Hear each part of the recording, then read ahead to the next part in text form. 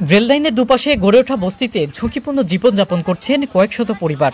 অস্বাস্থ্যকর পরিবেশে বিশুদ্ধ পানি ও টয়লেটের ব্যবস্থা ছাড়াই বছরের পর বছর ধরে বসবাস করছেন এই মানুষেরা। বিস্তারিত থাকছে দেশ দেশান্তর 24-এর ব্যুরো চিফ রাজশাহী বিভাগের প্রতিনিধি কামাল উদ্দিন টগরের পাঠানো তথ্য ও চিত্রে। ট্রেনের ধাক্কায় প্রতিনিয়ত ঝুঁকিতে থাকেন বস্তিবাসীরা, বিশেষ করে শিশুরা। দারিদ্র্যের কারণে বাধ্য হয়ে অনেকেই এই ঝুঁকিপূর্ণ পরিবেশে বসবাস করছেন। নদী ভাঙা চর এলাকা থেকে এসে আশ্রয় নিয়েছেন তারা। বস্তিবাসীদের পুনর্বাসনের জন্য স্থায়ী সমাধান এখনও বাস্তবায়িত হয়নি। বারবার উদ্যোগ নেওয়া হলেও রেলওয়ে কর্তৃপক্ষ ও স্থানীয় প্রভাবশালীদের কারণেই তা বাস্তবায়িত হয়নি।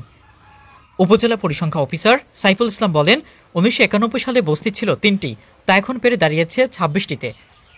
বছরের পর বছর নিম্নআয়ের মানুষ অস্বাস্থ্যকর, ঝুঁকিপূর্ণ ও নাগরিক সুযোগ সুবিধা বঞ্চিত অবস্থায় বৃষ্টিতে বসবাস করছেন।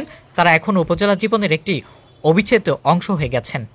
এই ব্যাপারে আমি একদিন জিজ্ঞেস করেছিলাম, আমার লিজ দেওয়া আছে, কাগজপাতি আছে, তবে আমি আসার আগ থেকে এইগুলো ঘর আছে ওইভাবেই আছে, নতুন করে কেউ করছে বা নতুন করে কোনো কিছু এটা আমার জানার বাইরে, বা এখানে অবৈধ কোনো কিছু হয় এটা আমি জানি না। আত্রাইয়ের বিহরিপুর মোস্তফা মিয়া জানান, 8 বর্গফুট জায়গার উপর 35,000 টাকা খরচ করে নিজেই ছাপড়া ঘর তুলেছেন।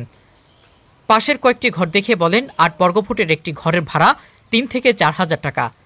তার স্ত্রী জোসনা বেগম বলেন, পেটের দায়ে থাকি। এখানে স্বামী ভ্যানে সবজি বিক্রি করেন আর আমি মেসে রান্নার কাজ করি, এটা দিয়ে সংসার চালাই। আত্রাই রেললাইনের দুপাশের এই বস্তিতে 2,000-এরও অধিক মানুষের বসবাস।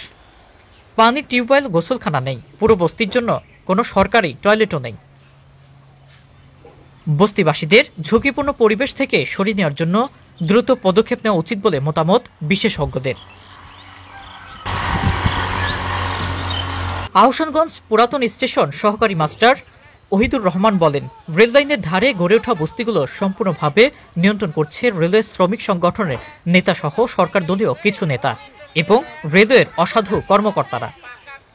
এ বিষয়ে আমি আমার ঊর্ধ্বতন কর্তৃপক্ষকে বারবার চিঠি দিয়ে জানানো হয়েছে, কিন্তু এখন পর্যন্ত কর্তৃপক্ষ কোনো পদক্ষেপ গ্রহণ করেননি। তাই বস্তি উচ্ছেদ হওয়ার সম্ভাবনা অদূর ভবিষ্যতে আছে বলে মনে হয় না।